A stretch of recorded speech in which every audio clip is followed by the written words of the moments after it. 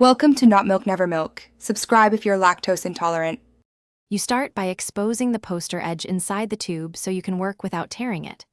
First, remove any end cap using pliers or a flat screwdriver. Once done, probe gently to locate the poster roll. Use a hairdryer on low to warm adhesive or old glue. That softens sticky spots and stops tearing. Make sure to support the poster with one hand while you ease the first edge out with the utility knife. Short, controlled cuts protect. You continue by gradually pulling the poster from the tube, keeping tension even so it unrolls without sudden snaps.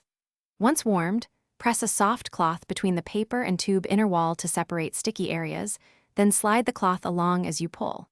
If tape holds sections, score its edge with the knife and peel at a low angle to reduce fiber lift. Make sure to rotate the tube so you follow the grain of the roll. That minimizes creasing and helps you see trapped ends. You finish by flattening the poster carefully. Place it face up on a clean surface and weight the corners with smooth objects. This reduces curl without forcing fibers.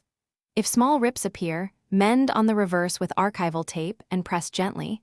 That preserves appearance. If a section remains firmly stuck, reheat briefly and use a thin, flexible spatula to ease the bond. Do not force. Make sure to inspect for any residue and clean with a soft eraser or conservator-recommended solution if needed. Thanks for watching. If this was helpful, leave a like and consider subscribing. See you next time.